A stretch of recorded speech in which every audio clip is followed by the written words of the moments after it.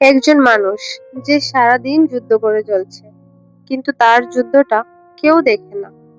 না, সে কোনো সৈনিক না, সে একজন স্বামী।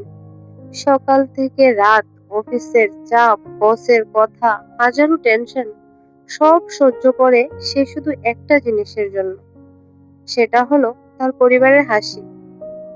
কিন্তু তুমি কি জানো, এই হাসির পেছনে লুকিয়ে থাকা ক্লান্ত শরীর আর হাজারো না বলা কষ্ট?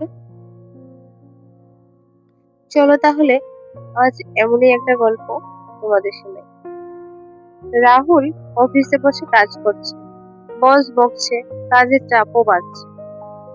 রাহুল মনে মনে ভাবলো, আর কত, শরীরটা যে আর চলছে না। তারপর ক্লান্ত শরীরে বাসায় ফিরে দরজা খুলতেই দেখলো তার বউ রান্নাঘরে ব্যস্ত, ঘেমে গেছে একদম। রাহুল ব্যাগ রেখে বলে, তুমি বসো, আমি চা করে দিচ্ছি। বউ তো অবাক, তুমি এত ক্লান্ত, তাও? রাহুল হাসে আর বলে, তোমার থেকেও বেশি না। তারপরে দুজনে একসাথে চা খেলো। বউয়েরও ক্লান্ত মুখে হাসি ফুটলো। রাহুল চুপচাপ তাকিয়ে থাকে। আসলে ভালোবাসা কখনো শব্দে নয়, ছোট ছোট কাজে লুকিয়ে থাকে। রাতে বউ যখন ঘুমিয়ে পড়ে, রাহুল আস্তে করে তার মাথায় হাত রাখে আর মনে মনে ভাবে, আমি ক্লান্ত ঠিকই, কিন্তু তোর জন্য সব পারি। রাহুল নিজের কষ্ট চেপে রাখে, কারণ সে জানে তার শক্তি তার বউয়ের হাসি। আর একজন স্বামী কখনো নিজের কষ্ট দেখায় না, কারণ সে চায় তার স্ত্রী যেন সব সময় হাসে। পরের দিন সকালে বউ ঘুম থেকে উঠে দেখে রাহুল আগেই উঠে গেছে। টেবিলে রাখা আছে চা আর একটা ছোট্ট নোট। তাতে লেখা আছে, আজ একটু তাড়াতাড়ি বেরোতে হবে, নিজের খেয়াল রেখো। বউ চুপ করে বসে থাকে, চোখে হালকা জল চলে আসে।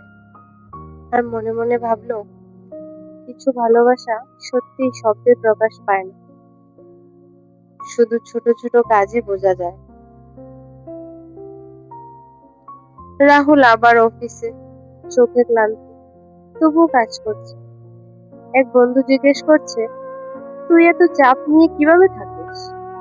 রাহুল হেসে বলে, বাড়িতে কেউ অপেক্ষা করে, তাই হার মানা যায় না। বউ একা একা বসে রাহুলের কথা ভাবছে, তার ছোট ছোট যত্ন, চুপচাপ ভালোবাসা। সে আয়নার সামনে দাঁড়িয়ে বলে, সে কখনো কিছু চায়নি, শুধু আমার হাসিটা। তার চোখে জল, কিন্তু মুখে হাসি। রাহুল বাড়ি ফিরে, আজ বউ আগে এগিয়ে এসে দরজা খুলে হালকা হেসে বলে, আজ তুমি বসো, আমি চা বানাই। রাহুল অবাক, তার চোখে এক ধরনের শান্তি। সত্যি, ভালোবাসা তখনই সম্পূর্ণ হয় যখন দুজনেই একে অপরের ক্লান্তি বুঝতে শিখে।